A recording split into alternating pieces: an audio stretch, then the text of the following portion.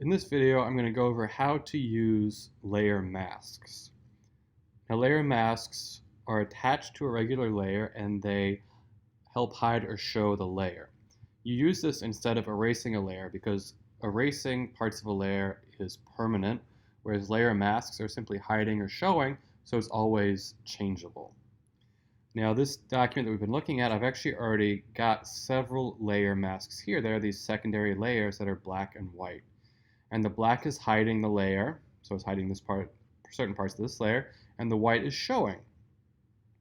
So what I want to do here, I'm going to use a couple different examples. The first one is I have this shell reflection here, and I want to make this edge a little bit softer. So what I'm going to do is I'm going to add a layer mask. So I'm going to click on this layer. I'm going to look for my layer mask button, which I'm hovering over now in the layer panel. If you hover over long enough, you should see it say add layer mask, and it kind of looks like a camera. It's got a circle and a rectangle, so I'm going to click that, and then you see it adds this mask here. And you can see that this mask is highlighted around the corners, and you want to make sure that this is highlighted when you are going to add or subtract from the mask. Because if you're here, you're going to do something not so great. So when I'm here, if I paint black, it hides. If I paint white, it shows. So what I want to do is I want to soften up the edge. So I'm going to get on my paintbrush tool, make sure I have the black selected, and then I'm going to increase the size and make the hardness 0%. And then what I'm going to do is I'm simply going to paint, and as I do that, you're going to see that I'm softening up the edge a lot here.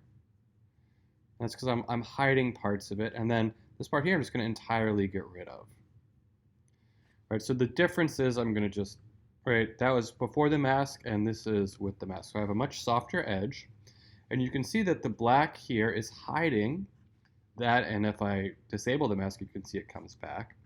And so now I have that nice soft edge because of a layered mask. Now if I all of a sudden decide I went too far or I want to get the edge back, all I have to do is make the foreground color white, so I can click and make this white, or I can click the arrows right here that are at a right angle to each other, which will just flip the foreground and the background, and then I can come back in and paint that edge right back.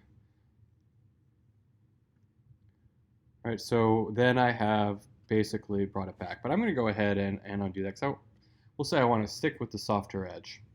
So I have that, and that is great. Now, the reason you want to make sure this is highlighted, because if you accidentally click on this layer and start painting, you can see that I'm painting a color, which is not good. Or I might be painting black, which is also not good. And you might not notice it at first, so it's just really important to make sure you have the actual mask selected when you are going in with your paintbrush to paint. Now, another example I have involves a different layer. So I brought in this neon cowboy here, and I'm actually going to hide my dog. And let me just make sure I've hidden everything. Okay, so that's good. Now I have this here, and I'm going to want this cowboy. I'm going to want this cowboy here. I'm going to free transform him. I press Command and T to free transform. I'm going to want him to be sitting in the shell, or standing, I guess, in the shell. But I'm going to want him here, and what I'm going to want is I'm going to want the horse to be like standing on the shell. And right now it doesn't really feel that way. So I'm going to add a layer mask. So I'm going to go to my layer mask button, add the layer mask, go to my paintbrush. This time I want to have a small brush and a medium hardness.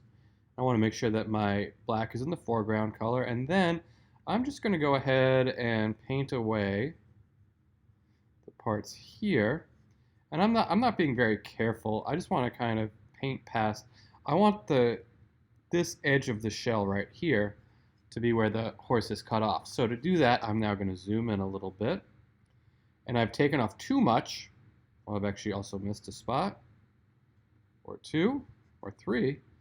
And so that's why it's important to zoom in. And now I'm going to reverse this and bring it back until it stops at this edge here.